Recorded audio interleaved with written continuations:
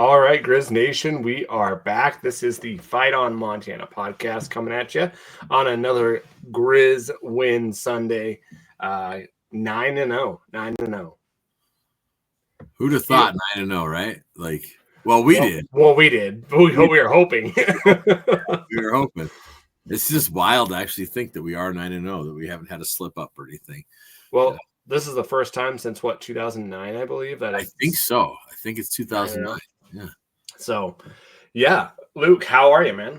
I'm doing pretty good, man. And 9-0 feels awesome. And 10 and 11-0 are looking pretty good. So, but man, oh man, what was up with the FCS this weekend? Like, wow. Like, okay, so the Griz and the Cats did what they're supposed to do, and then it was like everybody else chaos everywhere else, starting really Friday night. So I actually went to Sioux Falls. So my daughter was in all-state choir this weekend, and they performed amazing, by the way. That whole choir stuff was awesome. It's kind of weird thinking like that's the last time we'll go do that because she's a senior. It's like we started talking on the way back, like, well, that's it. You know, we're checking all these things off the list. Unless like one day she has grandkids and they go to that, and someday we come back as grandparents. Otherwise, there's no reason for us to go back to that. But it was really good. The night before, though, like my wife and I were watching like the World Series, Game 6, which was wild, and then that finishes, and it's like, oh, Idaho and NAU are playing. Let's check that out. And then that dang game, you know, it's like goes into overtime. Yeah, I'm so tired. We're trying to watch it. We fell asleep before the overtime finished. Oh no! In the morning, I looked up. I was like, "All right, who won? Oh shoot, Idaho won." So, yeah. Oh, and that really hurts NAU's chances of making the playoffs because you know their schedule. They should win out, and if they win out, they'll be right on the bubble of 8-4. Is that bubble this year, I believe, and I don't know. It just shows you like how much different Idaho is with their quarterback, you know. It's because he was back this week, right? Yeah, he was back this week. Yeah, he was. So, it's crazy, you know. And SDSU, that's 2 straight losses at home to Indiana State of all teams. Like that was really surprising. And then, I mean, even the Bison, they had a scare. I mean, Youngstown, there's some good film against them right there. I mean, they're not the world beaters that, you know, everybody thinks they are, I guess. And then I actually watched the end of the Tarleton game. Did you really? Against Abilene Christian. Oh, yeah. I was rooting for Abilene Christian so hard. It's like, come on, just take it up. Yeah, that was – Abilene Christian's got a good football team. Like, they're decent. So, well, and then South Dakota takes down the Fighting Hawks. I know. That was in Vermilion, too. I was really surprised. And that doesn't – I mean – South Dakota's been down all year, and then they take out UND. Yeah, but like I think I'm gonna look real quick. I think this weekend the Bison have UND. Okay. I'm looking real quick here. Let me just tell you. So the Missouri Valley scores week 11. Oops. If I could click on the right thing here. Yeah. So North Dakota State has UND in the Alaris Center this weekend. So UND is going to want to be coming back, but so it'll still be interesting. Will NDSU blow them out, or what kind of game will it be? That's crazy. And then the week after that, I think it's week 13. Week 13 is when the Jackrabbits go back in there. So the Jackrabbits have got to be hoping too that UND beats the Bison somehow. I mean, it's so wild. Like, so I threw this out, and you probably saw it. I went, okay, rankings. You got North Dakota State 1. I think Montana should be 2. The neighbors will be 3. But then what? You know, I think what they're going to do is they're going to put Cats number 2. Why? Okay, and here's they have a loss. We don't. Yes, but where did they place them in the other rankings? They had them ahead of us. Yeah, but that was the committee. They've never been this is the stats poll.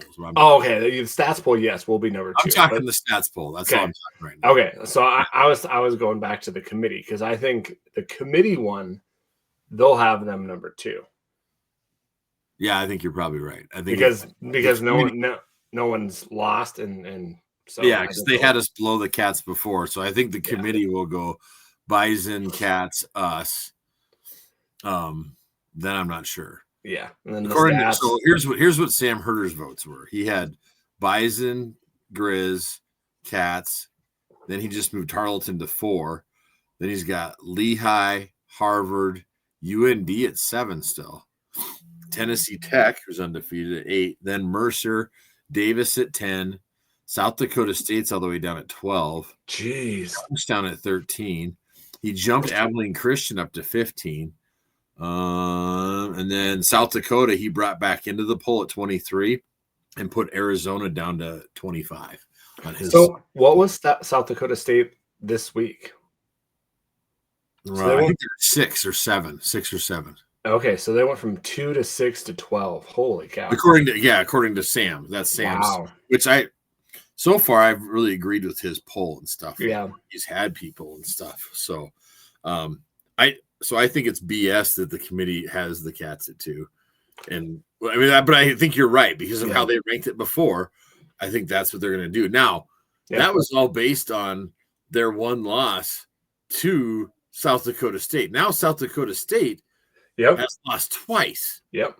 So I mean, and if Idaho in there too, so it's like, and we're unbeaten. Yep. So what we need is Idaho to keep winning and North Dakota to rebound. We need all the teams that we beat to keep winning now. Yes. It's like, just go out and win the rest of your games. Exactly. But so that's the one thing that I guess where I guess I'll argue with you a little bit is like, well, because of that South Dakota State losing to Indiana State, because losing to the Bison, okay, fine. No big deal. They're world beaters. Yep. But losing to Indiana State, you know. A team we beat by what, 20-some points? Yeah.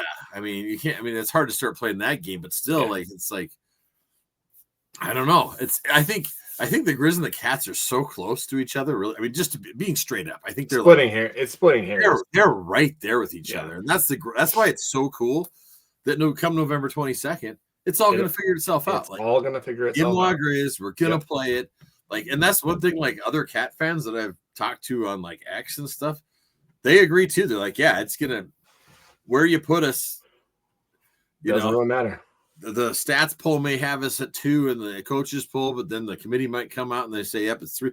It doesn't matter. It's going to come down to the Big Sky Conference Championship. It's going to come down to the number 2 seed, barring the Bison don't lose. Now this is what, if they lose to UND, well, then you got 2 one-loss teams. We don't have a lot. I mean, what that really throws a you throw a wrench in it. You think maybe NDSU loses, right?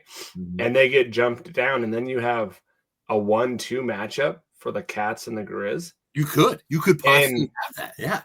And then so if it's a close game and they lose, or the Cats lose, or the Griz lose, would you just leave it there? Yeah, you could. It's just like let's say, okay, for just hypothetical speaking, yeah. Let's say the Bison lose to the Hawks, right? Yep. And going into the Griz Cat, the Cats are 1 and the Griz are 2.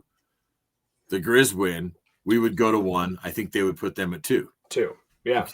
Opposite, if the Griz were 1 and the Cats were 2, and for some reason we lost, I think they would take the Cats and put them at 1, and us put them at 2. I mean, that's just it's so close in there. It's just hard to say, but the good thing is we got some exciting stuff to talk about. Like exactly, man. This weekend just threw it was like pandemonium.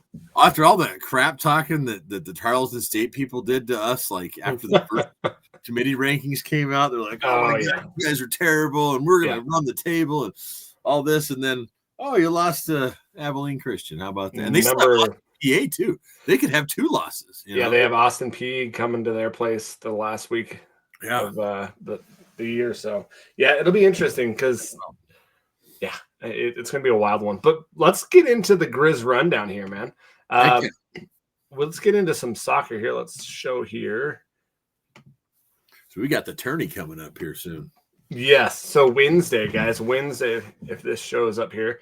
So Wednesday is the start of the Big Sky Conference soccer tournament. You'll have Northern Arizona, Eastern Washington, and Idaho, Portland State on Wednesday. They'll take a day off on Thursday, come back Friday, and you'll have number 1 Montana versus number 1 Montana versus the 4 and the 5, which is the Portland State, Idaho winner. And then number 2, Weber State will play the winner of Northern Arizona, Eastern Washington. And then the winners of those will go on to play on Sunday for the Big Sky Championship. And the winner of that gets the automatic bid to the tournament. So, yeah.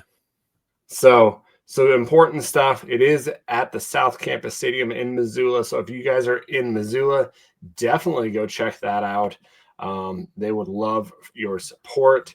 And like we said last week, this is the first time in the Big Sky Conference tournament history or like soccer back to back to back. No team has done that but the Griz. So it's pretty awesome to see. So it's lining up for some interesting weather. I was just checking weather next week. It's like high of 56 and rain. Oh, Wednesday rain, Thursday rain, Friday. The good thing is they don't play Saturday, but Sunday it's supposed to be 51 and just cloudy. But man, Monday through Friday is just rain. So that field is going to be a mess. I mean, it's going to be a mess. Oh my God. And then, highs in the 50s, lows in the 40s. Ugh. Yeah. Let's go into some volleyball. So, unfortunately, this weekend was not a good weekend for the volleyball team. They went 0-2 this weekend, 3-1 loss to Northern Arizona, 3-1 loss to Northern Colorado on that road swing. They were shorthanded. They had some injuries. So, hopefully they can get some health going into this week on Friday. Oh, gosh, Friday. Jeez. It's in Bozeman. That's going to be an important one because if you look here, let's see if I can stop sharing this and go into – guys, I was kind of prepared for this. This is crazy, right? I've got the standings here. Let's see where they at. Is that what? No, that's a schedule. Sorry, I've got so many. Here we go. I've got so many things up above that it's like. So if you look here at the women's volleyball standings, sitting at 4th right now. Yeah, we're coming into that weekend. We were tied. It was a log jam for 2nd place, and so this weekend really hurt us. We lost to Northern Arizona and Northern Colorado. And so those 2 losses dropped us down from tied for 2nd to tied for basically 3rd place, 4th, 5th place with the Cats. And so there's a log jam there. Montana State, Portland State at 6 and 5 in the conference. So it's an important weekend. So definitely gonna have to bring it. That rivalry game is gonna be big on Friday. Yeah. Yep. For sure. Definitely. And just to get on top of that one. In Missoula, it'd be nice to get back in Bozeman. Yep. So let's stop there, go from volleyball, and we have a huge weekend. Holy cow. If you guys are like, hey, what are we going to watch tonight for some Griz sports? Women's basketball is starting. So is the men's basketball. So let's hear. Men's basketball plays tomorrow night, and they play Northwest Indian College at 7 p.m. on Monday. They will follow that up on Wednesday, playing at the same time at 7 p.m. at versus Ottawa Spirit, I guess. So definitely, if you guys are in Missoula, you want to go see some basketball, definitely go check them out, or you can always get that on the ESPN Plus. But also, we've got some women's basketball here. Just trying to switch here. I'm doing a lot of clicking here. All right, here we go. Women's basketball. They play Seattle Pacific on Tuesday at home at 7 p.m. And then they'll be on the road on Saturday in Eugene, Oregon. You guys can get that on the radio dial on K-Griz at 3 p.m. It says K-Griz there. But that's kind of the time of the Griz game, isn't it? Well, right in the middle of it. Right in the middle of it. So, yeah. So definitely you guys can get that game. And then they'll be on that Monday. They'll head on over to Seattle, Washington to play the Huskies at 7 p.m. So definitely got some Griz sports coming at you guys. It's going to be a busy winter for sports. So yeah, it is. I know that this is non-Griz, but did you hear that NAU won the cross country championship again? Exactly, both men's and women's. Yeah, that is. I mean, talk about a dynasty. That's pretty wild to me. Like, yeah, that elevation definitely makes a difference, I think, for them. Oh yeah. So, and it's not even just like Big Sky; it's like national, like championship. Yeah, it's national championship. Yeah, it's not like That's why I just wanted to say something. I was like, wow, that's just blows my mind how they're able to do that. So, yep, it's crazy. It's a good representation of the Big Sky Conference, I guess. There you go. Other than that, man, let's get into some football, man. 38-17. Could have been a lot more, I think. A lot more, since we stopped playing our starters midway through the third, kind of. Well, and then like rewatching it too. Yeah. I was like, God, there's like we go down, we miss a field goal. Yep. We had other drives we went down that was like we just couldn't quite punch it in there, it felt like. And so that one in the third quarter that I questioned some of those calls. So I think we'll get to it, but like that, we're in the red zone. I think we're at like the 10 or 15-yard line.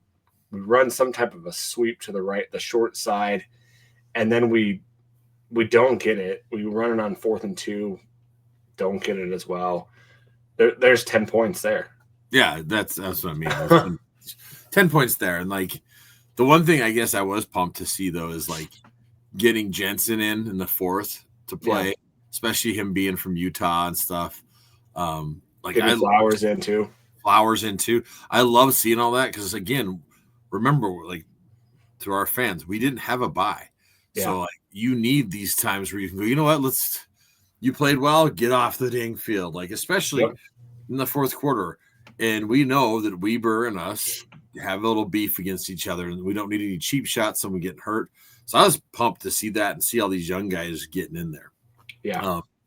The other thing, did you see, I'm sure you did, when I think it was Kyle was interviewing Bobby at halftime, and he was a little upset about them offsides. Now, the other thing that I think was weird though is like that line was kind of like arching their back up, and like they were like moving and stuff, and I think that's why they're jumping because yes, watch the damn ball, but two, like if you see any movement, like it just you're on a hair trigger trying to jump and go, and that's there. It was. Well, it was borderline. Their backfield was jumping though too. Yeah, their running back was like when that quarterback would clap, like they would move in the backfield too. So definitely, Well, having 5, 7 of those in the first half. Yeah, well, then there was that one play that we had 3 penalties at once. Oh yeah. Oh my God. I thought Bobby was going to lose his mind. I know on that one, but he's always, I think, even no matter how well we play, he's always looking for that coaching moment to bring him back down to earth and coach him up. And I saw a lot of people on X say, "Hey, thanks Sac State for giving us the heebie-jeebies on the penalties." Right. A week before one penalty of that, it's like, but I mean, other than that, like our offense was just rolling, and I mean, it was funny because being in Sioux Falls, I'm trying to get like the game on my phone. It wasn't working right away. It was having issues. And all of a sudden I see like your text, like Brooks. I'm like, what just happened? And I so it was so fast, like, because we get the fumble recovery and then we score. And I was like, so I come on right after they scored and they show the highlight. And I was like, oh, okay. But so I texted you. I was like, where are you at? Wait a minute. Like I thought you were like far behind. I'm like, I probably shouldn't text you on this, but it's all right. Yeah, I was struggling trying to get get it on my phone. Then once we had it, my wife and I were able to watch it and stuff. Nice. So, it was good. Well, and we haven't won there since 2012? 12 or 13. Yeah. So it had been a while. We owed him one. So. Exactly.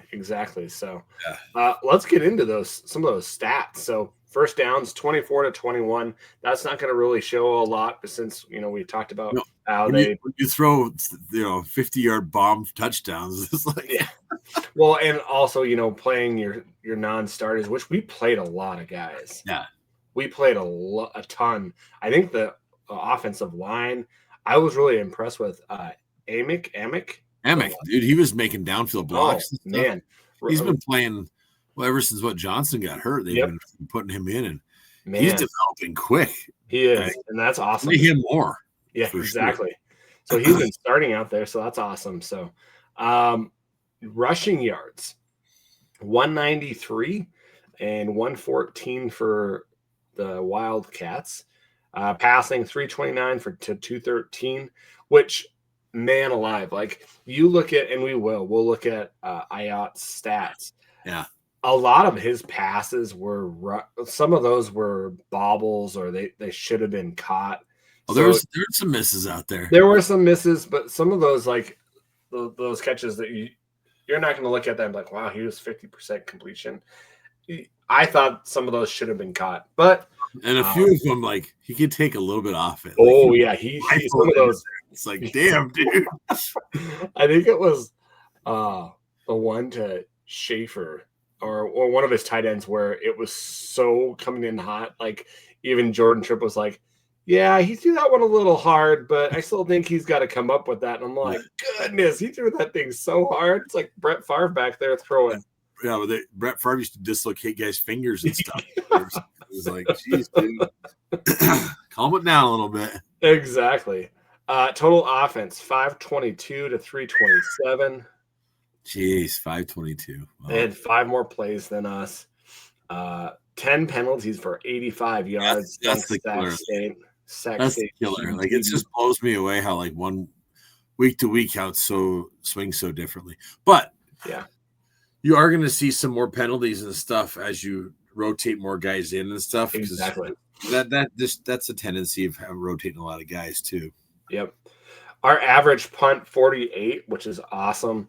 One inside the 10, one was 50 plus. Kickoffs, there was a lot of touchbacks there, which have you noticed, we haven't done a lot of like Wortham would take it out, right? Yeah.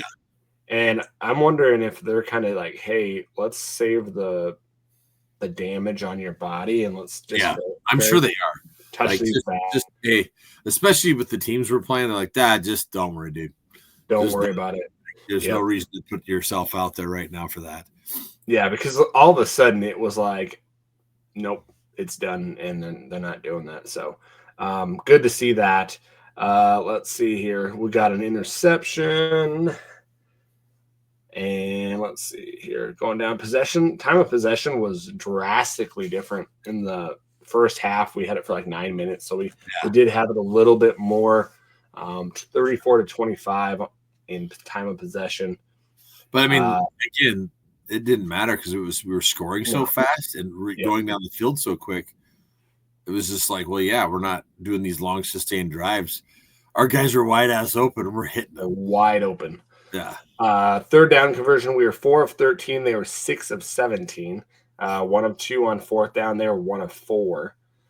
Red zone, 5 of 6, and they were 3 of 4. We were 5 for 5 for our PATs. They were 2 for 2. And then the 1 missed field goal, which could have been 2 when they it was like he had the yips or something. That's that's out of the way. Usually Morrison's so solid. I don't know. It was that was strange. That was one of the very strange things to see him not beat and just nail it from that 30. Because usually in that 30, 30 to 40 year age, he's pretty solid. Exactly. I got 15 to 27 for 296, 2 touchdowns. 62 the long. Look at that. Look at that. That's why the time of possession so short. Yep. It was interesting. They played that Dijon Mustard guy, 15 to 21. And then they put their freshman in there, 10 of 21 for 116. Which was I loved seeing too is Ayat run that when they ran that draw play with him, because we were talking about that last week, how they run so much man that if you do that, you're setting them up from all these deep balls. Yep. And so that's what set it up, because all of our receivers are going deep and all their defenders are looking at them as they're going deep, and it just set up perfectly. I was just like, oh man, that's playing some chess out there. That was awesome to see. Exactly. Eli, oh man, 12 of 122, 1 touchdown. Man, did you see the hit? Did you get to watch that back and see it? I watched it back because the day that you were like, hey, he's hurt. I'm like, what are you talking about? Yeah. I didn't see him like get, but definitely he was dinged because he was. Yeah. And then today rewatching it, there's another later on. He's doing this kind of moving his shoulder thing a little bit, but he's tough, man. Oh man, he laid a knocking on that guy. Running hard still, and even if his shoulder was a little dinged up, he seemed okay. So it was good to see Malai Fanoti in there, 9 attempts, 25 yards. Sorry, but yeah, their Coulter May was a pretty good runner. They've been so hit with injury, it's crazy. Big time. It felt to me like they were kind of keen on Wortham a lot this game. They were, yeah. Oh, speaking of that, how cool is it that the starter was Wortham at QB and Ayat at wide receiver to start the first series? I thought that was funny. So Ayat gets his first career start at wide receiver, and Wortham gets his quarterback. That's awesome. Eli Gilman does go over 3,000 yards in this game. Badass. Which is awesome. He's like, we knew it was coming. How he was like 20 or within 13. 20 He was like 13 yards. Yeah. He's like 400 yards away from surpassing. I think it's Jordan Canada. Canada's next. Yeah. Canada's the next. And then you've got some bigger into the 4,000. So it's if he wants to get the other ones, he'll have to come back. He'll have to come back. Like Yo's got the number, and I think he can get Yo if he comes back. I think so too. If he comes back, he'll get it. So he'll be the number 1 rusher all time. That'd be so awesome. Never mind. Go ahead. We're going to talk about that later. The FCS thing you were telling me about. Yeah. Sorry. I was just going to say, we'll talk about that later.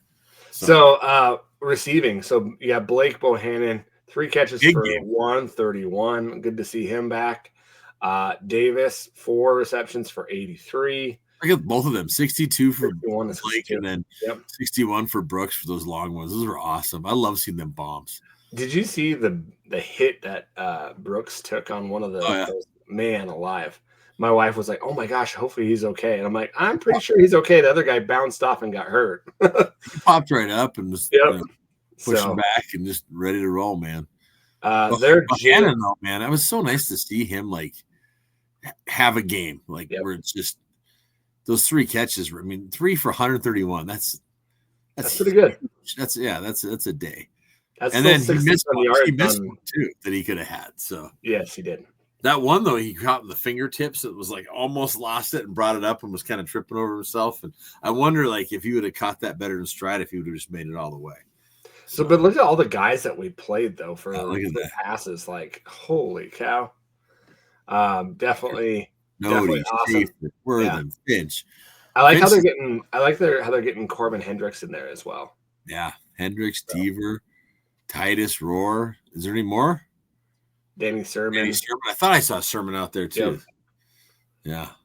So it was good to see. Their one guy that kind of killed us was Jalen Record. He hurt us last year too. He hurt us last year. Yeah. Killed us. Yeah. Yeah. So he was one of their best wide receivers, and then that Sessions was really good too. Yeah. But going into some defense, man.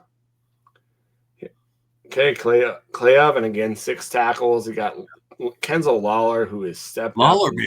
Man. Every week he just looks better and better. And I think, being from playing at Utah before, it's kind of a homecoming for him too. But man, he is just it's amazing to see his growth out there. He's just so good.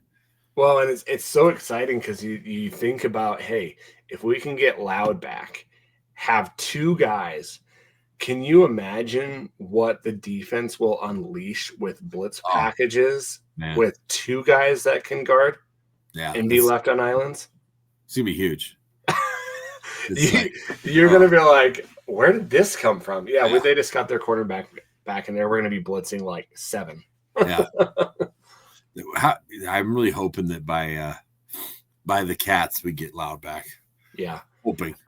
Ramos had a great game too. I want to shout out Ramos to him.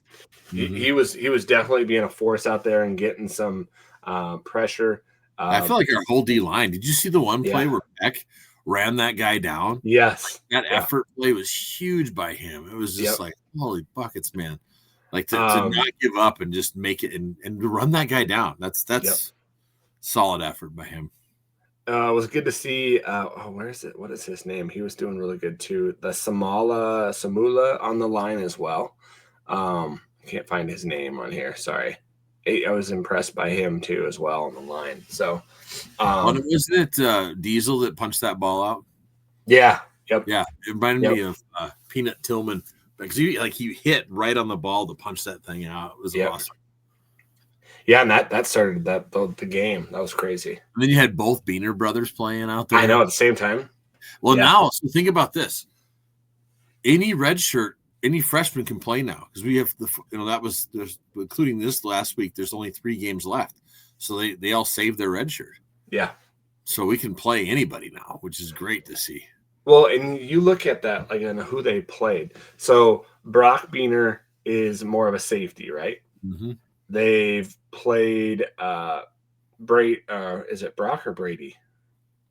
I think they already played Brady before. Yeah, but I'm just thinking like cornerbacks. Yeah. Like you've got Beaner, you've got what's his name? I'm trying to go through here. Elijah Brady. Yep, Brady. And then you've got Jelani Davis. Abe Boyd had a hell of a game this weekend too. Yep. And then you got Jelani Davis that they got out there. He's a redshirt freshman or a freshman from, I think he's from Utah. Yeah. So and there's you look Brady. And you just look at some of their guys that they have out there for cornerback, and man, I'm like, that was something that we were kind of lacking this year, but it's going to be something that in the long run is going to be good for us because we got Gentry coming back after his ACL as well. So, and getting these guys reps is huge. Like, Bobby mentions it all the time, and it's just so true. Yep. There's nothing that you can practice all you want, but getting actual game reps in college is totally different. And it builds their self-esteem too. Like knowing that they got in there and they're playing and stuff, it's huge.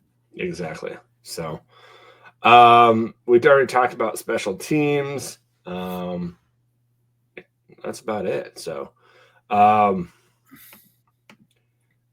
of what we thought was going to happen, right? It was like you predicted 49-10. I had 48-17. Versus was 49-22. So if we easily could have gotten that 40s if we punch it in there in that one red zone thing. We make the field goal. I mean, it's just like, and then too, we seriously called the dogs off. It was like, okay, here we're gonna get a bunch of guys in, play a bunch of people and stuff, and get them game reps, and make sure that Ayat, Gilman, and Wortham aren't getting banged up because of some stupid thing, Weber State being cheap or something like that. So I think it was a good road victory. We're going to have another road victory at Portland State, but then we've got two more games at home. So and that's coming up this week versus Eastern Washington. So but any last thoughts on Weber State, man? I just think it's wild to me. So I was thinking about this. Yeah. How different like last year to this year. Yeah. Like that we have this wild shootout of a game last year where we're like, what the hell is up with our defense? And it was after that game that our defense actually started shoring up. Yeah. But like to come into this game, and I know that they were hurting down a little bit, but never did I feel like, oh boy, we're in trouble at all this game. It was we had this game start to finish. Yeah. And I think Bobby's trying to show that like we can put up 31 points like that, and then I'm going to be nice and call it off here. Even like the last drive, we started going, then he's like, all right, down it. Yeah. He loves doing that stuff. All right, get on the knee. Well, it scared me because I watched the first half and I'm like, oh, okay, I'm going to go do some yard work. I raked up 12 bags of leaves. It was crazy. Oh my God. And so I was listening to the game through the varsity app, and I turned it on, and Corcoran is like, "Oh man, it's getting a close one out there." And I'm like, "What in the heck? What did I miss?" Yeah. And it was like, "Oh, they cut the lead to 14." I'm like, "What are you talking about? You scared the crap out of me." Like I thought it was like a lot closer than that. It's like you just went from 21 to 14. I'm like, "Oh my gosh." I thought I was gonna have a heart attack. But no, it was only and then we go back down and we get a 21-point lead, and yeah, it was crazy. I was a little scared. Yeah, I guess I was never really nervous at all. It was just like no, I wasn't either. I was just like, from hearing it, I was like, what in the world did I miss? That's his radio guy stuff getting there, like trying to keep the excitement going for sure. Yeah. I was definitely on my pins and needles, like seeing, okay, say the score. And then I was like, oh, whatever. But yeah, good win, good road win. I think we played a lot of guys. I think we came out of it with not really any big injuries. Well, one thing someone else said, the Cats had a big win over Northern Colorado. Yeah, 55-7. I didn't watch that game, but apparently they didn't pull their starters. They played them the whole game. Really? That's what I've been told. Yeah, I haven't watched it, but I was like, wow, why would they do that? Wow. So I think it's smart that we're rotating and getting all these people in, especially because we haven't had a bye this year, and you want to keep people fresh, and then you want to get those reps for those guys for when the times could come where they have to make a play or do something for us. Maybe that was because Vegan last week did that. And they were up 33-7, and Cal Poly comes back and is like 33 to whatever, and they get scared and they put their guys back out there. Maybe that's crazy. 55-7, and you don't pull your starters. That's crazy. Yeah, I was just like, wow, that's wild. But that's nuts. Whatever. Yeah. All right, man. Well, let's get into some Eastern Washington. As Bobby calls them, East Washington. East Washington. I think that's funny. Yeah. When I think of red, there's only three things I think of. The devil, communism, and East Washington. That was awesome. I remember that so great. I love it. I'm waiting for that. So I made a picture of that on Facebook or something. So one of these, it's going to pop up in my memory. Share that thing out again. So we made a little diagram of that for him. Oh my gosh. Hilarious. That's awesome. To give you guys a little snapshot here, Eastern Washington, their offense is second to last in the Big Sky. Yikes. 21 points a game. Their defense is 8th in the Big Sky, allowing 31 points a game. Not too good in that respect. They're terrible. They're not a good team. They're not a good team. They got lucky playing Weber State. I don't think they probably should have won that game. They shouldn't. I thought Weber was the better team when we watched that game. I was just yeah. So it was weird. That was a weird game. And then I could not get over that. So we smacked around Sac State, and Sac State last weekend went in and beat Eastern Washington 35-13. Yeah. So yeah. So here let's get into their schedule here. Sorry. So see who they've played. Here we go. Sorry, guys. They started out with Incarnate Word, which Incarnate Word is horrible. Yeah. At the beginning here, we thought Incarnate Word was good. And they beat him by 10, and everybody's like, oh, God, is Eastern Washington halfway decent? No. They're both just bad teams. They're just bad. 31-21. They go to Boise State and lose 51-14. They hope they got paid some good money for that. Yeah, they need all the money they can get. Yes, they do. Yeah, they go to Northern Iowa, and that one was like, oh, okay, maybe they're okay. 17-14 loss in Northern Iowa. They beat That's Western just because Illinois. For years everybody had Northern Iowa as this playoff team and all the time. Yeah. Northern Iowa is not that good anymore. No. They go to Montana State 57-3. How bad is Western Illinois? Not good. Not good. Not good. This is the real one. They only beat Portland State by 8. Yeah. They beat Idaho, which Idaho just blows my mind. Like, I know, right? That's because I'm just like, what the hell, was Idaho just asleep? Or they smoking something? My gosh. Well, and we know their quarterback was out, which made a difference, but still, it's like, man, why? Well, this is crazy. They've had 3 straight wins, right? Except for this last week. So that they're basically 3-2 in the Big Sky Conference. Well, yeah, they are, aren't they? So they beat Weber State. They lose to Sac State, 35-13. Here, I got the standings here. Let's see here. Sorry, guys. I wish that you could just click on it and like not have to search for it. The Big Sky or the Big Sky standings? No, just how the when you go to share a screen. Oh, you have to like they give you like the address bar and you're like trying to search for it. So if you look at this, crazy. So you got Montana State, UC Davis, and then you've got a log jam, right?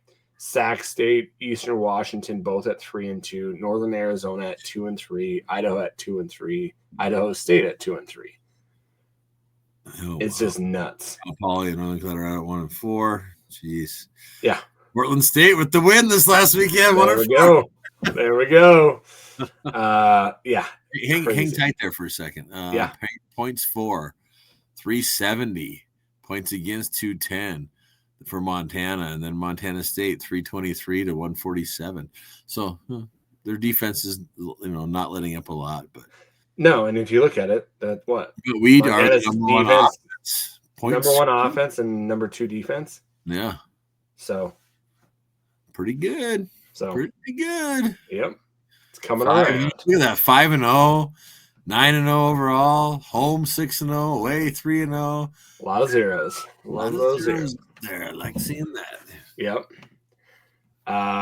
Here, let's stop that there. Okay.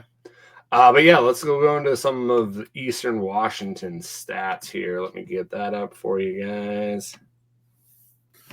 Oh, they get that Wortham. Oh no, they don't. He's with us. That was horrible. That's awesome.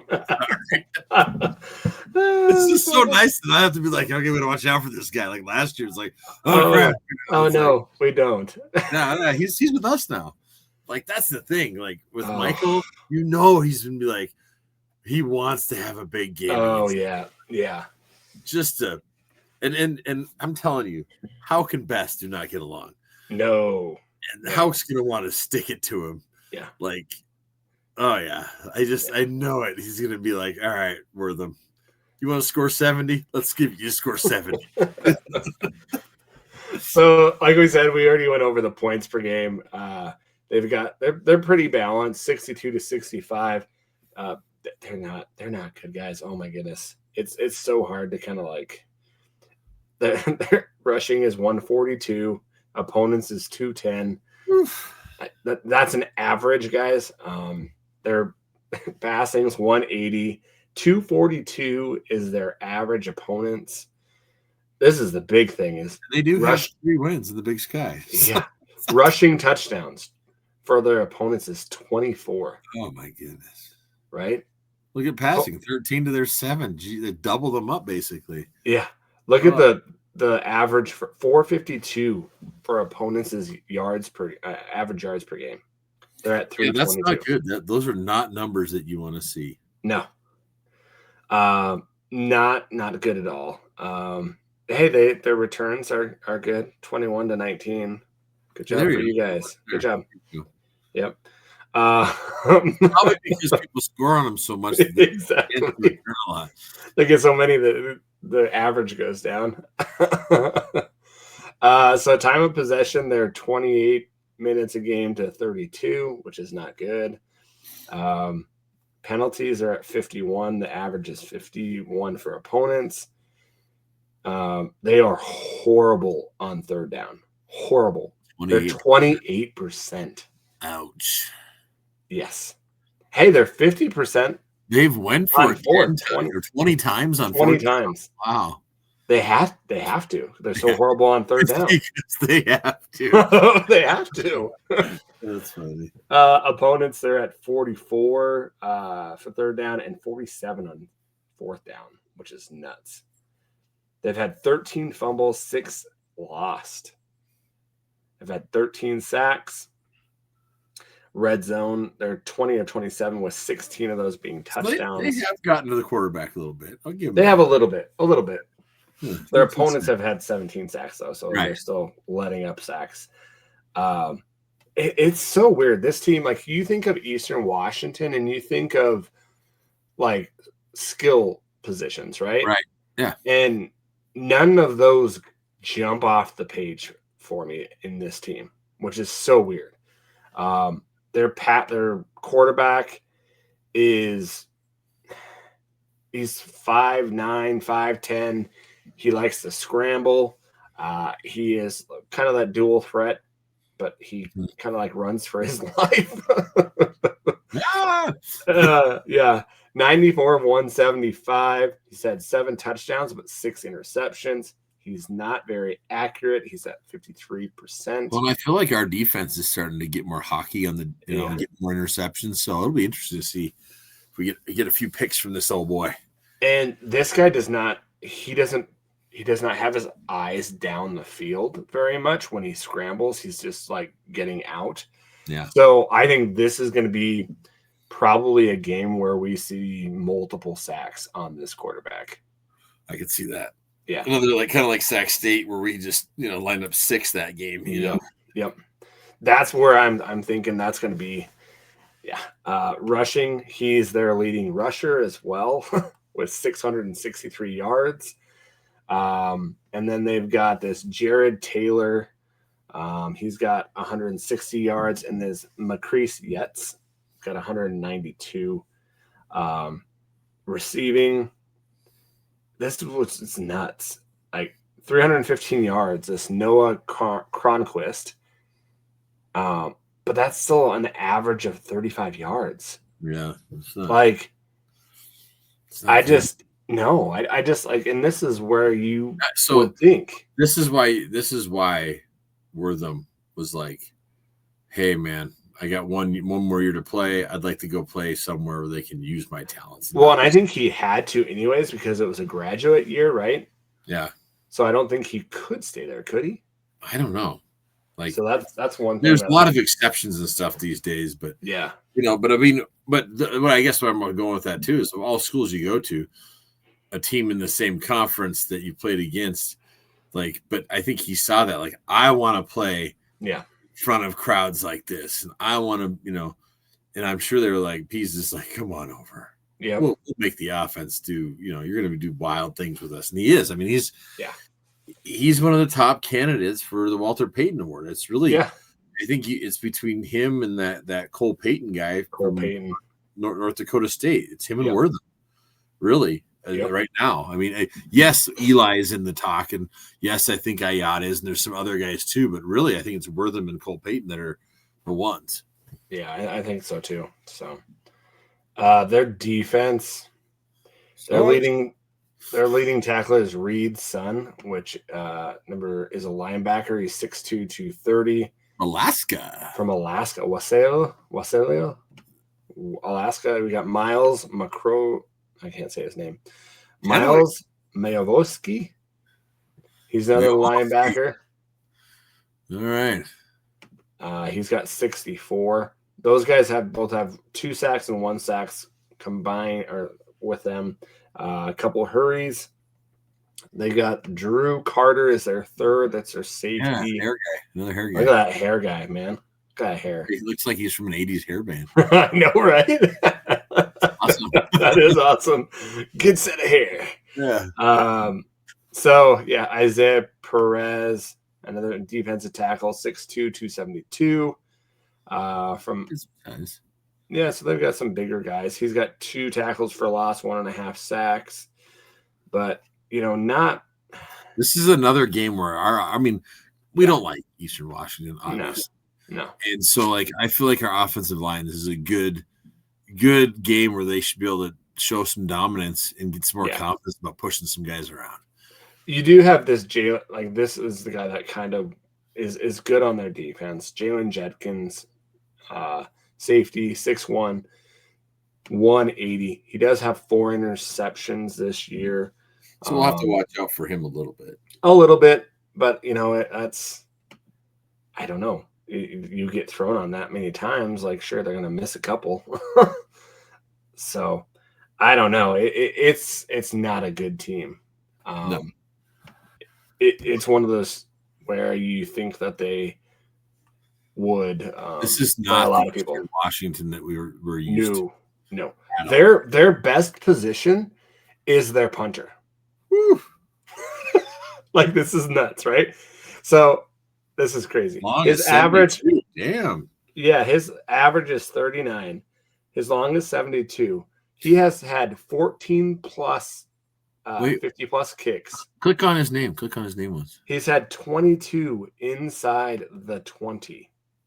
Look at that. Dang, he's a senior. Never mind. 6'3", 240. He's a big boy. He's a big boy. Big old. It looks like he should do the long snapper, not the punter. I know exactly.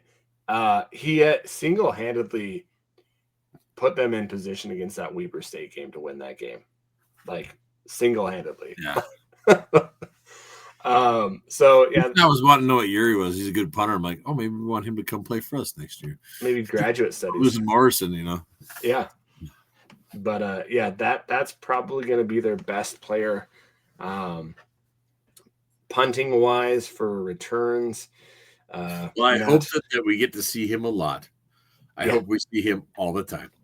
Well, and that's why he's had 64. That's a lot of punts. That's a lot of punts. Damn, dude. That's a lot of punts. Ray Guy winner. Yeah. Well, well, it's a week 11. How many games have they played? What? Oh, I gotta find here. I'm going through here. Not 64. Not 64, but even half of that. Not 32 games. There's 64 divided by 9. 7. That's 7 punts a game. Youch. That is not good at all. I mean, not good if you're like wanting a high-powered offense. No. Oh my goodness. So, yeah, we should be every time 45 jumps on the field, we should all cheer. Yeah, you're back up. We want more. Exactly. So yeah, this shouldn't be a good game. They're the one guy that you'd probably have to watch is their quarterback since he's that dual threat.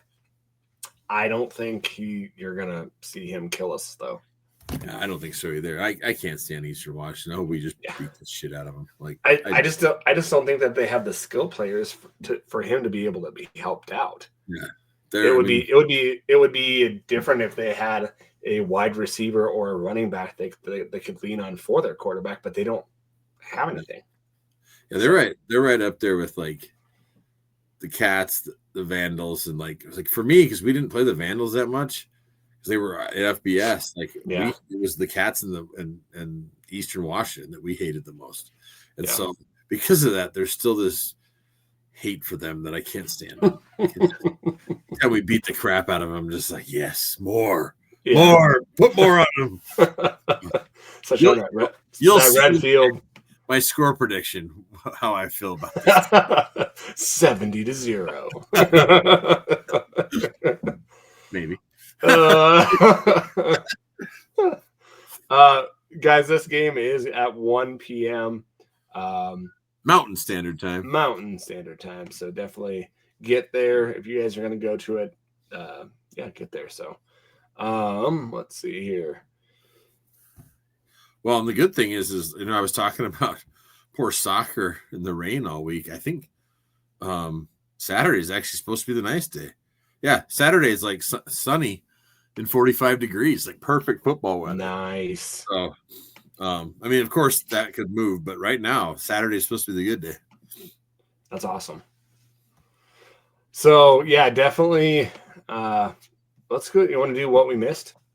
Sure. All right. You know how it goes every week. There's something that slips through the cracks. Maybe it's a key play.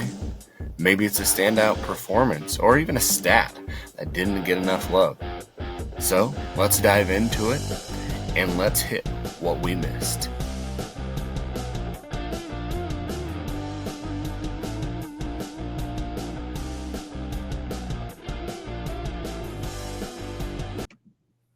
All right, what we missed. So I wanted to talk about the hit in Sac State, the one that like almost decapitated Ayat. Well, I mean, his helmet went flying, but yeah, hit him in the chest. So we had a lot of people that said that it should have been targeting, which I went back and I looked at it. The guy does lean with the crown of his helmet, but he hits him with his shoulder pad, and he doesn't hit him up high. So I don't think that they could call that a targeting. No, and I honestly didn't think it was a bad hit. Well, some people, so they, the penalty was roughing the passer. Yeah, and some of the other people I've talked to too said, well, it's because that he launched at him. The launching motion, if you will. Yeah. But it's still boom, boom, and as a defender, you're supposed to tackle him. And I felt like it was textbook. He lowered his shoulder, yep, put it in his chest. I mean, Ayat, the badass that he is, hopped right back up and put his helmet on and kept going. Yeah, and that guy was actually more hurt than he was. It looks like he messed up his knee or something. But I still stick with it. Like, I don't think there should have been a penalty. I think it was a clean, good hit, playing football. And I mean, if he would have targeted his helmet, I mean, or speared him in the chest, but really, I think it was a clean hit. Good football. I thought it was a clean hit, and it wasn't like way after that he threw it though either. No, it wasn't. So I don't even think it was a personal foul, roughing the passer. Like, I didn't see it. I went back and watched it, and I was like, I don't see it at all. I was watching that Tarleton game this weekend, and yeah, man, those announcers just like, they're like, this should be a penalty. Everything's a penalty. Really? Like, or Tarleton, it seemed like, and they're like, that was out of bounds. That was a late hit. And I'm like, no, it wasn't. What the hell? It was just like every little thing. I was like, damn, man. You guys really are blatantly, how like we used to have a hard time with Marty. Almost sometimes it felt like he'd try to make it so it sound like he wasn't rooting for the Griz as hard. Yeah, these guys just don't care. They're like all about Tarleton, and just I was so surprised. And I think we try to take off our maroon glasses from time to time and be honest, and that's where I hear I thought that was a good, clean hit. Yeah, I thought it was a good hit too. So even though the Big Sky fined their coach Brandon Marion $10,000, $10,000. So this is the exact reason why Bobby will not talk about the refs. Yeah, like some people are like, man, ask him questions about that. That's the reason why the reporters, our reporters, are smart too. They know not to ask. Yeah, don't set him up for it, because I'm sure there's times he would love to say something, and you can tell he's biting his tongue, because we don't need our university or Bobby getting fined. No. Well, and it's kind of hypocritical of him talking about how we're a disciplined team. And he goes into how it's unfair that the Big Sky Conference refs are targeting them because of what the president has said. And it's like, how are you disciplined as a coach if you're talking about the refs? Yeah. Like, that's not disciplined as a coach. Dr. Wood can say whatever he wants. That's not going to cause the refs to make, make more calls or something like that. Well, it was just funny because, like, I'm hearing this, and he's like, oh, the refs this and refs that, and all my other spots, like, you can look at my other teams, and they were disciplined. And I'm like, dude, you're proving the point that you're not even disciplined. Yeah. So why would your teams be disciplined? The thing is like those penalties, it's not like they were questionable. Like, oh no, geez. They were all blatant. It was like, yes. Oh my gosh, yes. I mean, like that one run back, that got called back. There was 3 penalties on that play that were blatant. They called one. Yeah. It's like, Big Sky Conference refs don't call holding, and they called 3 on you guys. Yeah, they don't. They don't like to call it. You have to be so blatant, like obvious, ripping someone's jersey off. Oh, I guess we'll call that. Yeah, yeah, it was nuts. So, yeah, that was something that I wanted to talk about too. But did you have something on what we missed? I don't think so, actually. Okay. Oh no, the other thing we were going to talk about was you had mentioned to me before we started recording about the FCS like combine thing or something like that. So Sam Herder, let's see if I have it here. Sam Herder reported last week that I'm just going to read it off here, guys. Yeah. It's the NFL FCS Showcase. So it says the NCAA, AFCA, and NFL will host an FCS showcase for draft prospects during the FCS Championship weekend in Nashville. The purpose of the event is to provide a premier evaluation platform for about 50 FCS prospects who are eligible for 2026 NFL draft. It will provide invited players with a complete evaluation by NFL team scouting staffs, while leveraging the national spotlight of the championship. So they are. So that's one thing we were talking about. Will they have players? They're going to invite players down. They're going to invite players down and do a complete evaluation. My guess is that won't get to go is if you're in the national championship. No. But, I mean, if those scouts are there, I guarantee they're all going to stay and watch the national championship game too to see those players. Why wouldn't they? Yep. So I think here's why I'm glad you brought this up, because I've been thinking about it since you brought up to me earlier while we were doing our pod. And I mentioned earlier, like, God, I hope we can keep Eli. And I know there's other FCS teams going, gosh, I hope we can keep these guys and not see them jump to FBS and stuff. Yeah. Something like this is going to help FCS teams keep players from making them jumps because they're getting the spotlight. A lot of times the reason guys go to jump to FBS, sometimes it's NIL, but a lot of times it's because they're like, hey, that's going to be my only chance to get to the NFL. Like, that's how I'm going to get my better looks. And now we've seen it with some of our guys. Like, I think, poor Riley Wilson, he jumps and he's just, you're not getting a lot of playing time. Racanelli's, it's like, you've been better off staying and showing your skills in the FCS. Well, this just gives them one more platform to show. And then it wouldn't surprise me if out of this, these guys get other invites to like the Senior Bowls, the East-West Shrine Bowls. I mean, different things like that too. And I'm so glad that they're doing this to highlight these players and stuff. Well, and I have a question for them. Like, and if you invite maybe a sophomore or a junior, like I look at this like. Well, didn't it say it had to be have to be eligible? So I don't know if it's just senior. I thought something said something. So it said eligible, but so juniors would be eligible though, right? Well, I mean, but then you'd have to declare for the draft. Yeah, but I'm just saying, like for NCAA basketball, right? You can declare, you can do their combine or their scouting, and still not, go into the draft. But you get an evaluation and say, okay, I need to get better at this. Sure. And so my favorite team, Michigan State, their coach makes them do that so that they can get feedback and say, hey, you need to get better at this. This, I think, if you get invited to it, would be a good evaluation tool of saying, hey, I agree. This is what they're evaluating me at. I need to get better at this. Hey, I'm going to get better at that so that when I stay one more year, I get evaluated, I have a higher draft prospect. Yeah, and I guess that's where I was thinking that it was only going to be seniors, but I'll be curious if it is. But it sounds like it is an invite-only thing. Invite-only. If you're invited, my guess is like, I don't care who you are, you go. Like, to your point, like you go. You go. And get your evaluation. So, again, that's great. That's great coaching and feedback to say, yes, hey, you're here. Yep. Work on this. Exactly. Yep. Yeah. So either way, I think this is great. Whoever decided, so great idea. Yeah. Well, it's that AFCA Coaches Association. Who's the leader of that right now? I think that's Bobby. Oh yeah, Bobby Hauke is. Huh. Yeah, that's a good idea. So, and I wonder. This is what I wonder if this is going to be something to look at, and I think Herder will definitely look at this. Will this increase the number of FCS guys drafted? Yeah, that's what I wonder too. Because I'd love to see the stat of that. Yeah, I would. I think that's the goal here, is to help that. Exactly.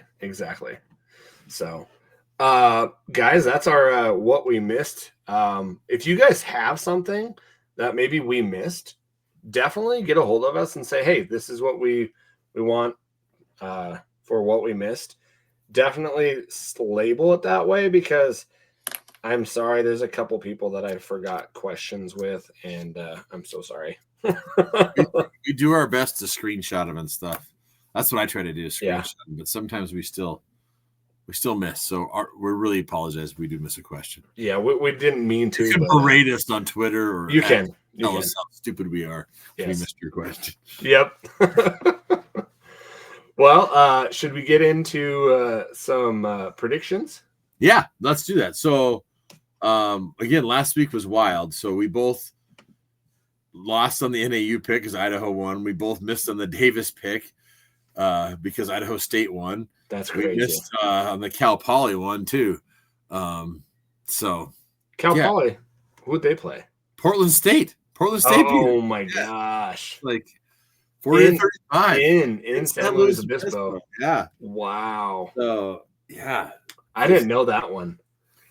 I know that Portland State got their first win, but I didn't know who they played. The crappy thing is, I've been picking Portland State like every week. They're going to get the win. All right, I'm high in Cal Poly. Cal Poly, and then they pull it off.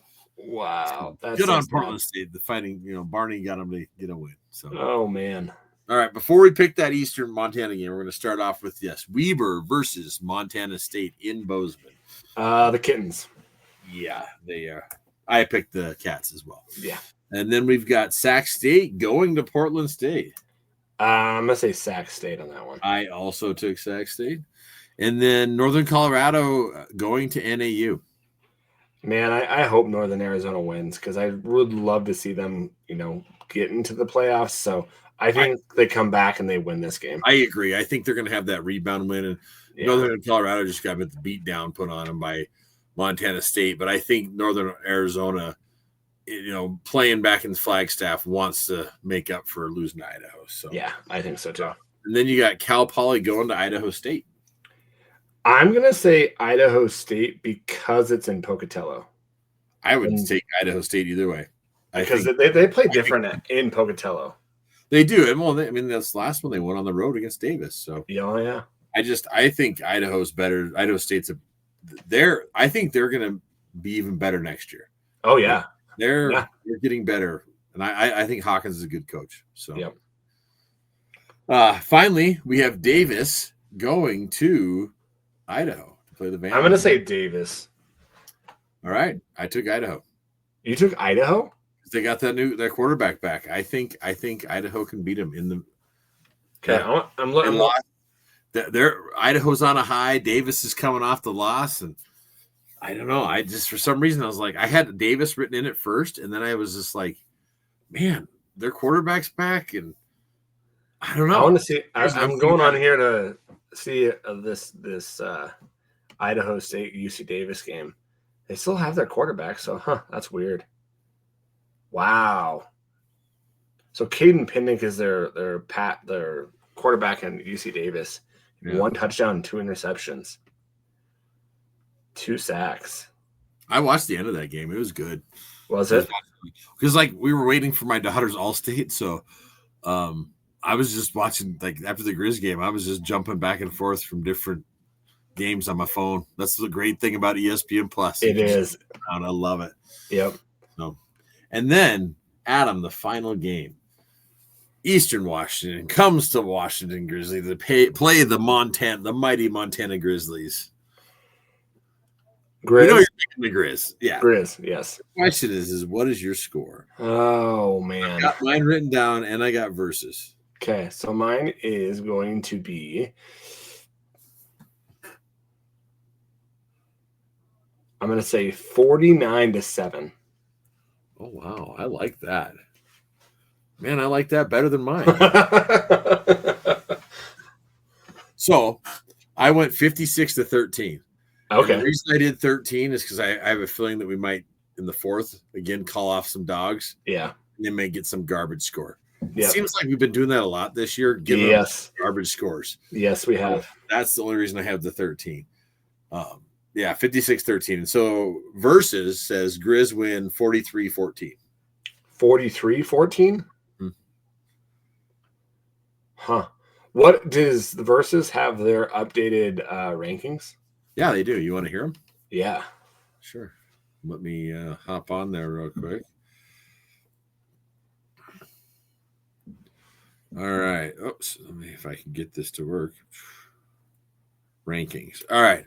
So this is the overall performance rankings. They have Bison 1, Griz 2, Lehigh 3, Harvard 4, Cats 5, Tennessee Tech at 6, Tarleton 7, Jackrabbits 8, Davis 9, North Dakota 10.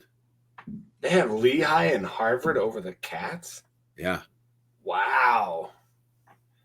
Lehigh hasn't played anybody, and Harvard plays in the Ivy. So here's the wild thing. Like, let me go into this a little deeper here. So they also, when they have them ranked, they also show like their power score, their offense, and their defense. Okay. So for the Bison, they have power as number 1, offense 2, defense 1 for North Dakota State. Okay. Montana, they have our power ranking is 5, our offense is 3, and our defense is 9. Our offense is 3? That's what it says. How is our offense 3? North Dakota State's offense is 2. You want to know who the number 1 offense is according to them? Oh, no, don't even tell. Is it the Cats? Tarleton. What? Yeah. That's why, man, sometimes this computer stuff is a little weird. This is why it doesn't make sense why Lehigh is 3. Their power rating is 19, their offense is 36, their defense is 8. Harvard's power rating is 6, offense 9, defense 7. The Cats, who really I think should be at 3, Montana State's power ranking is 2, where ours is 5. Their offense is 5, ours is 3. Their defense is 2. So their defense is right behind North Dakota State, according to this. That's got to be a mess up then. Because how is Lehigh above them with all those numbers? It has to do with the number of wins. But so they take so many. This is overall performance rating. Okay, what it is. So like if I click on that and just say power, if I go by power, it's North Dakota State, Montana State, Tarleton, North Dakota, then the Griz by power. If we go offense, it's Tarleton, Bison, Griz, Tennessee Tech, Montana State, North Dakota. If we go defense, Bison, Cats, Jacks, North Dakota, Stephen F. Austin, Wofford, Harvard, Lehigh, then Montana, according to this defense. Strength of schedule, current. The number 1 strength of schedule, according to Versus, is Indiana State, because they've had to play so many Bison, Jacks, us. Oh, okay. That's why. So if we go to strength of schedule, we're at 10. Wow. The Cats are at 17. North Dakota State is at 21. Wow. So everybody's saying that we have this weak ass schedule. According to them, 10 for us. Yeah. Future strength of schedule, our future games, Portland State is number 1 for strength, having to play the toughest teams, which I get. Poor Portland State. In this case, the Cats are at 6 and we're at 11 for future games. Okay. So their UC Davis game right before us. Yeah, exactly. Yeah. Exactly. That's what helps. So let me go back to overall. Yeah. So overall they got Bison 1, us 2, Cats are 5. I don't know why. The Lehigh Harvard thing. I think part of that has to do with the fact that they're both undefeated too. I think that's the other interesting. So crazy. Well, you want to get into some. Why you can't trust it. There was that. I mean, in 23. If you remember 2023 when I did all the predictions. Yeah. At the time, it was saying we're going to lose and we'd go out and win. So it's just another thing to chat about and talk about. Do they do a bracket, and do they pick who wins based off of Versus? Yeah. No, they don't. But like every year, what I've done is once the bracket comes out, I do a versus bracket and just see what it says. That would be interesting to see. And then just pump it in there, and whoever the winners, I'd go all the way down to the end and see what it says. Yeah. So we'll do that again this year. We do that. We'll do a versus simulated, metrics bracket. And what we should also do then is we'll ask ChatGPT. Once the bracket comes out, we're going to ask ChatGPT. There we go. So now that we have that stuff, we'll ask AI what see what it says. As we found out, sometimes the AI is wrong when we were looking up Brian Ayot's stats. I'm still by that, man.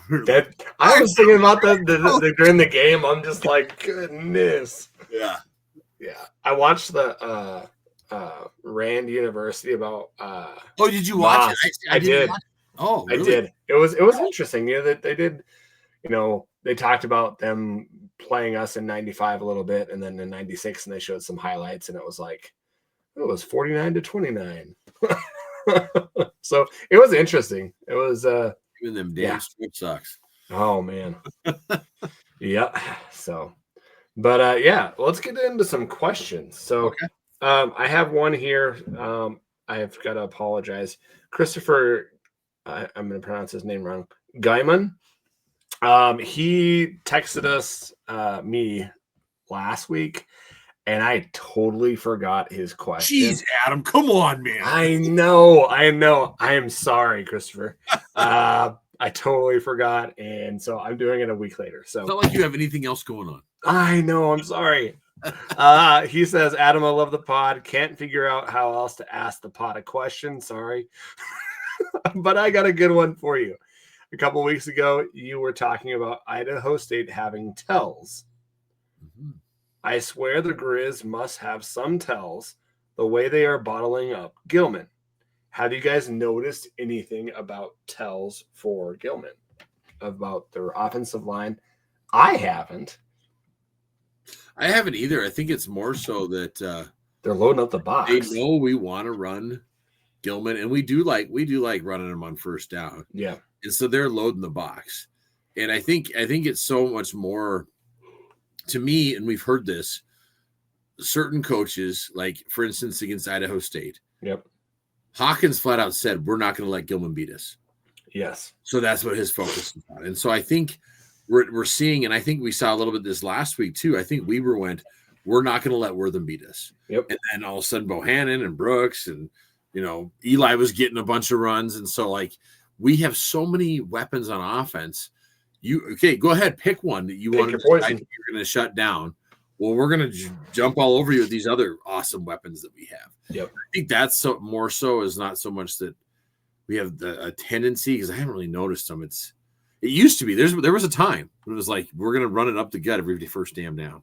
Yeah. I feel like we're doing less of that. We're jumping around, and it's more so like, all right, if you're going to load the box, we're going to open it up. But I think part of that is with Ayat, they're letting him open the offense up more. He's making checks and reads. He is making checks. He understands it, where he sees it, and we got to eat in the box. What are we doing?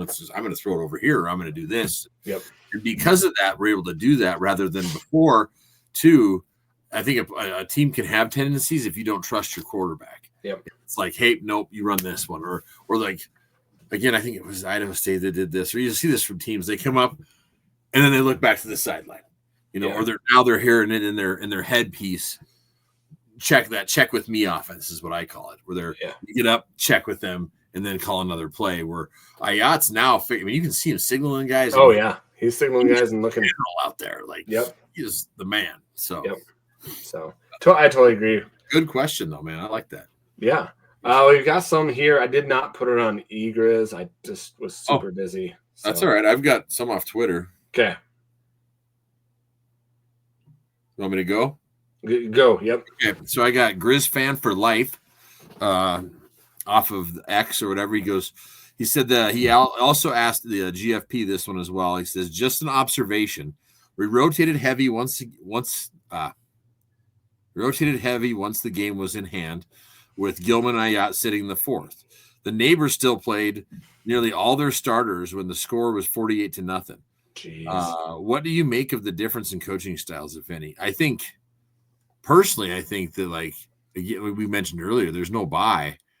So we're trying to keep guys healthy, but also get game reps for dudes. Like it makes such a difference when you can have those reps, and all of a sudden you can coach off that. Like, hey, here's how you can be better. Here's what you should do. I mean, it just provides coaching for your young guys. And I don't know. I don't know if Vegan's trying to make some statements out there by keeping his guys in and having that 48-0 score. I think there's some of that too, where he's trying to get the committees to look like, hey, look how badass we are because we're putting up zeros and stuff. I think what they saw is their the game against Cal Poly. They saw that game in the second quarter was like 3-0, and so I think they looked at some of the tape and they said, holy crap, we got to get better at some things here. So we're just going to use this opportunity to get better at it. And I also agree with you. They're going to run up the score so that they can, like the old FBS computer rankings, right? You just run up the score 1 billion to nothing to get your computer ranking higher. Yeah. I do think they're going to roll that up as well. So yeah, absolutely. Yep. Okay, so this next one, again, it's more of we got some statements this time. There we go. I'll read them out too. So this is from Rusty. He says, I think the Griz did what was needed, and I'm glad they rotated this week when they had the game in hand. I think it's crucial to do it when we're playing 12 straight games. Yep. Other than that, I decided I know nothing about FCS football with all the games this week, and I finally made it on ESPN. So I'm going to try to show this for those that are on YouTube. So I'm going to put there's Rusty. He made it on ESPN. You see that? Oh, nice. With his panda suit. So awesome panda suit, Rusty. I love it. That's awesome. Yeah, I agree with him, man. Like, I'm like, what? Like the Jacks getting beat by Indiana State, and then like Idaho all of a sudden, and coming back. That's two straight home losses for SDSU. Well, and then the North Dakota State, like, going head to head with Youngstown, going, oh my God, what's going to happen here? And just, it was. And then Tarleton. Well, I think we all knew Tarleton was going to fraud. Yeah, they're fraud. Yeah. So, But thanks for listening, Rusty. I appreciate you. Oh, that's awesome. All right. Next, this is Jeff Litvin. Again, more observations than questions. He says, Eli with a workmanlike 120 yards. We have an embarrassment of riches at the skill positions. Hard to feed them all. But K sure does spread it around effectively. I agree with that. Yeah, exactly. Great job spreading around. Like we just mentioned. Yeah. When we bottle up one, we have so many other weapons to go after it. He also says that O-line, D-line played better. Still haven't played a complete game, but go Griz. They did. No. And that's what's worrying me is, again, we don't I know people are going to be like, quit talking about this all the time, but it's something that we haven't seen yet, a full game. So I'm kind of a little leery in that, just like, can we put, I need one game where we put a full game together. And even this one, if we would have played the full third 3 quarters before we really put everybody out, then I would have felt better, but it was, I don't know. It gives the coaching. Go ahead. I was just saying, it gives the coaching staff something to coach on. That's for sure. Yeah, and I was looking at this, like Gilman. I thought he was over 1,000 yards, but he's at 965 right now. Well, he had like the first net yards. He hit over 500 quick. Yeah, and then teams again they started keying him. I feel like, and just loading the box. So his gain is 1,012. His net is 965 with an average of 107. So he should be able to break 1,000 this week. He'll break 1,000 this next week. So but crazy. Next is from Bridger Lord. He says, number 1, just win, baby. Great job, Griz. Kind of like the old Al Davis thing. I love it. Yep. Number 2, he says, what the heck was going on with the defensive offsides and penalties? Again, it felt like to me like they were moving and like I don't know, like that was so like something was going on down there to get them to I think they knew that they were and this is twofold, right? So I think that they knew that they could get to the quarterback. I know that they knew they could. They got to the quarterback the following week. Yeah. I also think that they're starting to kind of click a little bit on the defensive side. I agree. So when they are, clicking a little bit more, they're just going to go instinctual and just go, right? Yeah.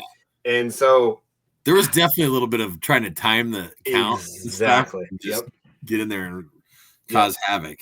So, and then also with what you said, Luke, with the movement as well, I think that played a part in it as well. So. Yeah, a little bit. I think they were trying to see some tendencies on film. Would you look for that? Yeah, and some stuff, and try to jump the snap count if you can. Yep. Sorry, I was giggling because I was reading the rest of his comment here. Oh, I thought I said something. I was like, "Oh, no, nothing you said." I looked down the rest of Bridger's comment here. He says the second part of it was 3 penalties in 1 play ? But then he goes, "Our linebackers must have been so jacked up on Mountain Dew that they were trigger happy." It's like, yeah, this is slamming Mountain Dew, like there we go, caffeinated Mountain Dew, not that decaffeinated Utah Mountain Dew. Oh, that's funny.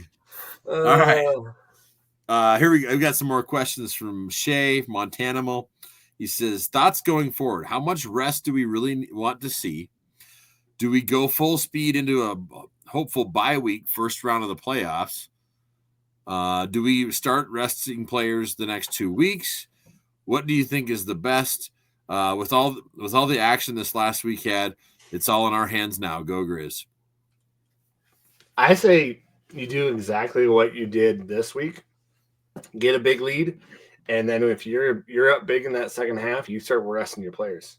I agree. I think that's what we got to do is score a bunch in the first half. Yep. Play a few series in the third, and once you know it's in hand, get everybody else in there, get them playing time. Especially I think about getting like Jensen and Flowers, and I think that's great because they need playing time because again, after that massive hit that I took by the, that dump truck in Sac State, it's like you never know when something could happen. So you need to get those guys reps just in case so that they have game time. I would say Flowers more than Jensen, but I agree. Me. I think Flowers is a better quarterback. I think the reason they played Jensen more is because he's from Utah, and it was even Tripp said this. He's he's got a lot of people here today, so. Yeah, I think that's what they do with this. And he's number 2 on their depth chart, but I just think that Flowers is a whole lot better than I do too. Him. So I agree. Not to hurt anyone's feelings, but this definitely, yeah. Okay, this next one is from Tyrell Obrecht. He says, let's say the Cats win. Do a 1-loss Griz fall to 4? I say they should only fall to 3. So if the Cats win. The brawl is what he's saying. If we're going undefeated and the Cats beat us at home, that's not going to happen. But I don't think it's going to happen either. Hypothetically, though, I do think we only go to 3. Yeah, if it's a close game, I don't think and we're ranked 1, 2, or 2, 3. Right. I think you just flip. I don't think you would. But if one team blows the doors off the other team, you're going to have to go then it could either team could go 4. Yeah. Oh, yeah. And a lot of that also it depends too. I mean, I hate saying this, but like Tarleton, if they beat Austin P, then those voters love having those outside teams. Yeah. We need Austin P to beat Tarleton too, just to knock them off some more. Exactly. And then, like we talked about earlier, what happens with UND? You never know. Like again, after this last weekend, who knows what the hell's going to happen out there? UND's still a good football team, and they could cause some havoc up there at the Lewis Center with both NDSU and the Jacks some more. So, yeah. Okay.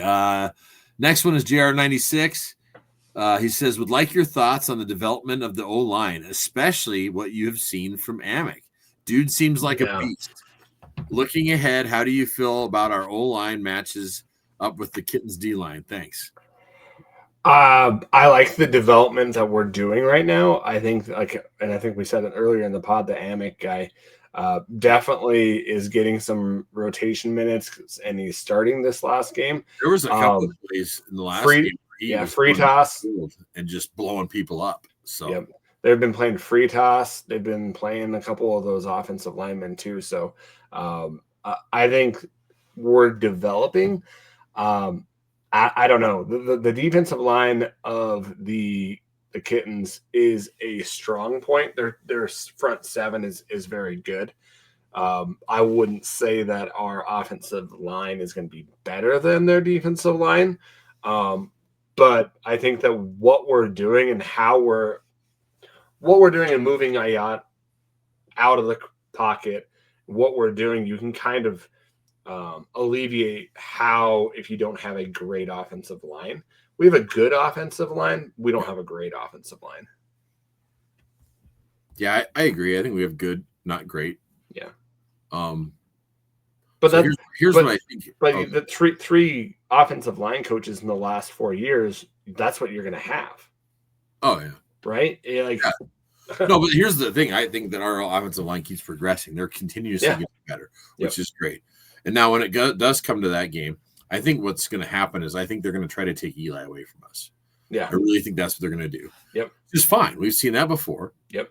We're just going to have to pick them apart with Wortham and Ayatska. And we got Davis, we got Bohannon, and we got the tight ends are coming in play. And so be it if that's what they try to do is take Eli away. And their cornerbacks on that side are their weakest link too of the Cats. So just saying. Yeah, they are. Their strength is the run game. So I foresee them going their run defense. I foresee them going, hey, this is what we're going to do. We're going to shut down Eli Gilman. Yep. Okay, fine. Yep. We're going to throw it over the top and score a bunch of points on you. So,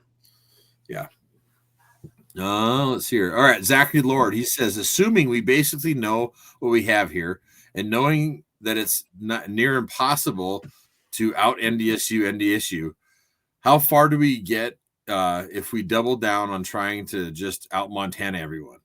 Should I book my Nashville Airbnb? I think it depends on where you line up in the bracket, right? Yeah. We do not want to be number 4. If NDSU turns out to be 1, we don't want to be 4. We want to be that 2 or 3, preferably 2, so we can get home field throughout the playoffs. Yep. That's what we want. We just got to win out. Yeah. Win out, we have 2. 2 is ours if we win out. Exactly. So I think if we're 2, I don't see who's going to beat us. And with our offense, like this year, we're kind of leaning into it because the defense is just now clicking, but we have leaned into that offense a little bit more than usual. So and our offense is better than 23. A whole lot better. Our defense isn't as good as 23, but they're progressing. But our offense is, I personally think we have one of the top offenses in FCS. I think it's close. If not one, then show me who a team that's better. The only other team that is the Bison, but they showed last weekend that, so I wouldn't book it quite yet. What I would do is wait till the bracket comes out, or I tell you what, as soon as you beat the Cats, book that shit. Like just right there. As soon as that game's over, just book it. I would do the same. So I love it. Let's see here. That is ChatGPT. I was looking at next Wednesday, November 5th at 2 p.m. is when the next committee rankings are coming out. That's what I was looking at. Oh, okay. And then I thought I had one more question. Hang on here. This guy on our YouTube, he commented on, I think when we were talking about QBs, he said, guys, can't forget Andrew Sell. Oh, yeah, Sell. He was one of the Grizzly greats. App State win, SDSU comeback championship run, which it definitely – he was a Billings guy too, so. Yeah, that's so true. And then a whole lot of comments by our kitten fan. Ron? Yep. Thanks for watching, Ron. Appreciate it. Someone says how have the Griz not hired Ron as a coach or a consultant? His wisdom and insight into the Griz football program is amazing. I think that's probably another Cat fan, but hey. It could be. Like he's just Well, like you said, I think he likes to participate in many podcasts. Hey, it's okay. We love you, man. Oh, you man, hey, we'll take it all over the place. So, exactly. You know, it'll be really interesting to see his comments leading up to the Cat game. Yeah. Yep. Is that all you had on Twitter? That looks like I thought Brock had one for me, but he was just talking about the $10,000 fine. Okay. Let me just look at one more thing here. Just making sure. Oh, just want to give a shout out to Brandon Webster too. He's the dude that does all the different signs. Oh yeah. Here's one. Pam State. He's got the president up there that he made. Pam State. And if you know about Pam State, back in the day they were spraying Pam on their. We talked about this. Their jerseys and stuff. Yep. Here's his one for the Eastern game. It says Griz Nation knows his wortham. That's awesome. That's freaking awesome. That is awesome. Man, that is so freaking cool. And then this one's great. What's your Venmo, ref? There you go. What's your Venmo? Those are his signs. Yeah, these are his signs. Like, so that's awesome. The guys at GFP are always they see this picture and they post it on Twitter and stuff. He's been sending to me on X and stuff before the games. That's awesome. So he's planning to go into Portland State too. So I'm sure he'll come up with a nice one for that. But I like that. What's your wortham? You know, it's going to be wild this weekend with wortham. Like, there's going to be lots of chirping, and like Michael. I mean, he seems like a really good guy, but he's going to give some insights and some players. And he's like, "Oh yeah, I mean, this guy's girlfriend's ugly. You can talk about him." And because you're looking for that edge to talk smack, and our guys love talking trash. They love that smack, man. They love it. And Bobby's fine with our boys talking trash and backing it up. And like I said, there is no love loss here. He don't like Best. He doesn't like Eastern. Again, Eastern reminds him of the devil, communism, and Eastern Washington. He thinks I just hope that they don't, try to hurt somebody. That's the thing we gotta watch. Be careful with them being cheap. That's why, like you said a little bit ago, is get the points up, get everybody the hell out of there. Get out of there. Get them out of there, because usually later in the games when you're way up, that's when they really start being cheap. So just get them out. Well, that's what was happening around in the Weber State game. Yeah, you saw it. At the end of the game. So just get them out. Yeah, just get them out. Just beat the crap out of them. End it quick. Yep. This needs to be one of those games where it's over at halftime, and then you can go do your yard work and listen to Riley, and Yep, exactly. This is actually one where I'm not traveling somewhere for some senior thing. I think I'll be home to watch this one. There we go. And then we got Portland State, and then into the brawl, which I get to go see in person. That's awesome. Can't wait. That's awesome. Great. Awesome. Well, guys, we can't thank you guys enough for listening. We're amazed by what we get from you guys after a pod. But we really appreciate you guys involving yourself in the pod and listening. So remember to rate, review, and subscribe to us. It helps us out tremendously to get us out there. Tell a friend, tell family about the pod. Share it out there for us. We'd love it. But also just get a hold of us. We love to go back and forth. You can get us on Instagram and Twitter at Fight on Montana. You can go to our personal Facebook pages as well and get us there as well. And also Messenger. Some people do that as well. So, so definitely look us up. We'd love to hear from you. And as always, go Griz. Oh, wait. I forgot one thing. Yes. Sorry. What? No. I wanted to give I told you just blank. It was just in my head. No, so our friend of the pod, Tyler Martin, he was at the game. Yeah. Got pictures with a bunch of the players and stuff. And it just sounded like it was awesome after the game. He's like, man, they were all jacked up and stuff. Everybody was just having such a good time. And I want to just shout out to all of our players and how accessible that they are. Yep. And are willing to take pictures and stuff, and just, even their interaction on X and other things. I know that I think they get told kind of not to, but if you post anything about Mike Wortham, he's always thanking people and stuff. Yeah. And they're out there to take pictures and stuff. Heck, even Bobby took a picture with him. So I just think it's great. And just our fans, how they show up on the road. Yep. During the game, so many times they'd go, "That's another first down," and I could hear them going, "Montana!" in the background. It's so cool just seeing how Griz Nation travels and supports the team so well. And I absolutely love it. So yeah, shout out to the players, because you never know, man, of how much that means to somebody, and definitely the impact that you guys make. So definitely. And I think that too, the fans showing up, I think they appreciate it. Like it's just like showing like, hey, what you're doing means something to all of us, and it truly is just like we say Griz Nation. It does feel that way. It's all one big thing all together. Well, I thought Griz fans didn't travel well.